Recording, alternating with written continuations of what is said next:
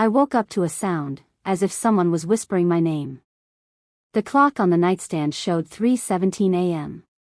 The darkness in the bedroom was thick, with only faint moonlight seeping through the curtains. Maxim, my husband, was fast asleep beside me, his steady breathing the only sound in the silence. But something made me turn my head toward his side of the bed. His phone, lying on the nightstand, was glowing. The screen flickered, as if it had just received a message. I leaned closer, careful not to wake him. The screen read, "She still doesn't suspect. Let's meet tomorrow." My heart pounded. It wasn't my message. And it wasn't my phone. Cold sweat broke out on my temples as I realized my life might have just changed forever. Who was this she? And why was Maxim getting messages like this in the middle of the night? I lay awake until morning, staring at the ceiling, my mind racing with 1,000 questions. Could I trust the man I'd been married to for 5 years? Was this just a mistake, a misunderstanding? But my intuition whispered, something was wrong. I couldn't just ask him. If he was lying, he'd come up with an excuse. I needed proof. The next day, when Maxim left for work, I started searching for answers. I didn't know where to begin, but I knew I wouldn't stop until I uncovered the truth. My hands trembled as I picked up his spare phone, kept in a drawer. There was nothing suspicious there, but I noticed he'd recently changed the password on his main phone. That was unusual, he'd never hidden his devices from me before. I recalled how lately he'd avoided leaving his phone unattended, how he quickly closed his laptop when I entered the room. These little things, which once seemed insignificant, now formed an alarming pattern. I decided to act cautiously. No tantrums, no hysterics. If Maxim was hiding something, I'd find out what. And then I'd decide what to do next. I, Anna, 32 years old, had been married to Maxim for 5 years. He was perfect, caring, attentive, always home on time. We made plans together, dreamed of having children, bought an apartment. But that whisper in the night and the message on his phone shattered my peace. The problem wasn't just the suspicion of infidelity. I feared that my entire world, built on trust, might be a lie. What if I was living with a stranger? The thought gnawed at me like poison. I began recalling small details I'd previously ignored. Maxim had become more secretive lately, avoiding talk about work, getting nervous when I touched his phone to look at photos. Once, I noticed him quickly delete a message when I walked into the kitchen. "Work," he said, but his eyes avoided mine. I tried to convince myself it could just be stress, but my gut screamed there was more to it. The agitation grew daily. What if it wasn't just a colleague or a casual flirtation? What if he was leading a double life? I couldn't sleep, imagining him laughing with someone else while I waited at home. But I didn't want to be the crazy wife throwing scenes without evidence. I needed a plan. The solution came quickly. I'd investigate discreetly. I started tracking his schedule, noting when he went to meetings, checking his pockets while he slept. One evening, when he left his phone on the table, I tried to unlock it, but the password had changed. It wasn't our wedding date anymore. Panic crept in, but I held it together. If he was hiding something, I'd find a way to uncover it. I ordered a small recorder to hide in his car and began checking his emails when he was in the shower. Each step was risky, but I couldn't stop. I had to know the truth, even if it destroyed me. I started monitoring Maxim's schedule, but it was flawless: work, gym, home. No late returns, no suspicious calls. That could have calmed me, but the message on his phone haunted me. So, I decided to check his devices. One evening, while he was in the shower, I grabbed his phone. The new password stopped me, but I remembered he once used our wedding date. Surprisingly, it worked. In his messenger, I found a chat with a contact labeled tech support. It seemed innocent, but the messages weren't about tech. Tomorrow at 7 p.m., Savoy Hotel. Don't forget about her. My blood ran cold. Who was this, her? And why a hotel meeting? I quickly snapped photos of the chat with my phone and put his back. My heart pounded so loudly I feared Maxim would hear. I could have confronted him, but it would have been pointless. He'd make excuses, and I'd be left with nothing. So, I decided to dig deeper. The next day, I checked his calendar. It noted a client meeting at 7 p.m. Coincidence? I didn't buy it. I started monitoring his social media, but it was empty. He rarely posted. Then I remembered his work laptop. He always closed it when I walked in, but I knew where he kept his passwords. That night, while he slept, I opened the laptop and searched. Nothing but work emails and spreadsheets. But one file was encrypted. I couldn't open it, but its existence alarmed me. Why did Maxim need encrypted files? I began to sense this wasn't just infidelity, something bigger was at play. I ordered a tracker for his car to know exactly where he went. It was risky, but I couldn't stop. I had to uncover the truth. The tracker arrived 2 days later. I installed it in Maxim's car while he was at work. The next evening, he said he was going to a client meeting. I opened the tracker app and saw he wasn't heading to the office but to the Savoy Hotel. I got in my car and followed, keeping my distance. In the hotel parking lot, I saw him get out with a woman. Tall, brunette, in an expensive coat. They laughed, sharing some secret. My stomach churned, but I forced myself to take photos. I could have stormed into the hotel and made a scene, but that would have backfired. So, I decided to gather more evidence. The next day, I checked his bank statements. We had joint access to the accounts.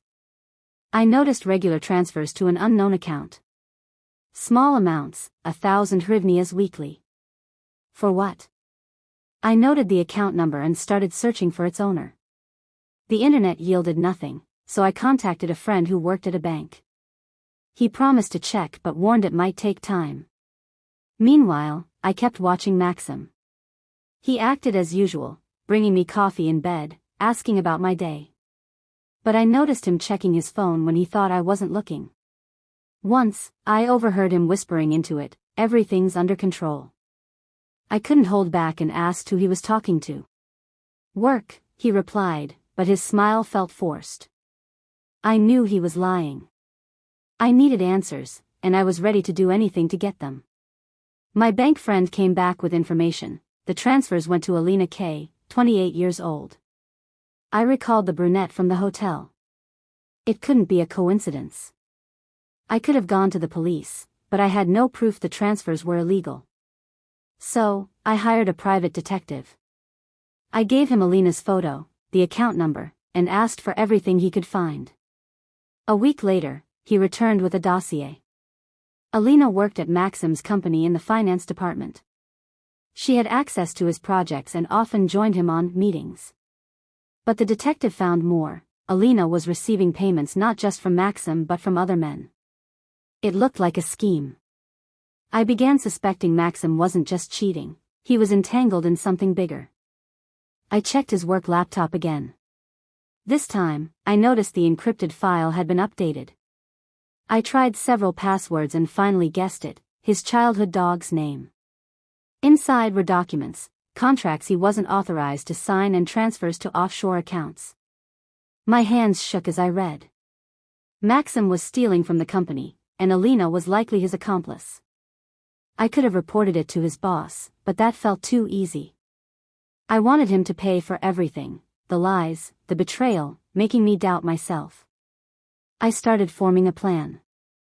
The documents confirmed my worst fears. Maxim and Alina were siphoning money from the company through fake contracts. But I couldn't just go to the police. It would ruin him but leave me with nothing.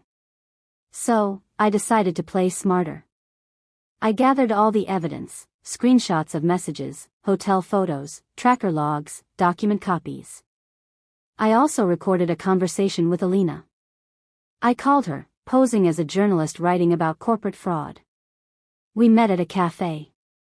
I showed her enough evidence to make her panic. "Maxim dragged me into this," she blurted, unaware I was recording. Her words were my trump card. I could have stopped there, but I wanted Maxim to feel the same humiliation I had. So, I confronted him. That evening, when he came home, I placed a folder of evidence before him. "You have two choices," I said. "Sign over your business share to me, or these documents go to the police and your partners tomorrow." His face went pale. He tried to explain, but I didn't listen. I was no longer a victim. I was ready for war. Maxim tried to convince me it was not what I thought, but the evidence was undeniable. He begged for a chance to fix it, but I knew he was stalling. So, I went further. I anonymously sent copies of the documents to his boss, attaching Alina's recorded confession. The company launched an internal investigation immediately. Within a week, Maxim was fired. Alina vanished from the city, likely fearing exposure. I could have stopped there, but I wanted to finish this on my terms. So, I hired a lawyer and forced Maxim to sign over his business share to me. He agreed, knowing he had no choice. I sold the share for a good price and bought a new apartment. Every evening, sitting in my new living room, I felt my strength returning. I was no longer afraid. I no longer doubted.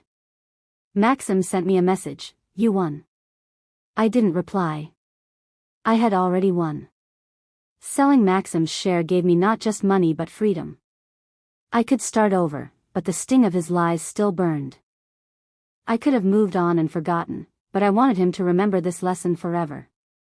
So, I used part of the money to launch my own startup, a consulting firm helping businesses detect financial fraud. Ironic, isn't it? I became an expert in what had shattered my life. My business grew, and soon I was making waves in business circles. Maxim, rumor had it, struggled to find a new job, his reputation in tatters. One day, I received an email from him, "You ruined my life." I smiled and deleted it.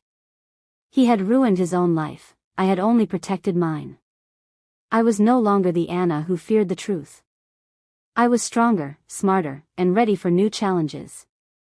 I was no longer the terrified wife waiting for explanations. I became a hunter, a strategist, a person who knew what she wanted. Every step of my investigation, from the tracker to the documents, taught me to trust myself. I stopped seeking approval or excuses.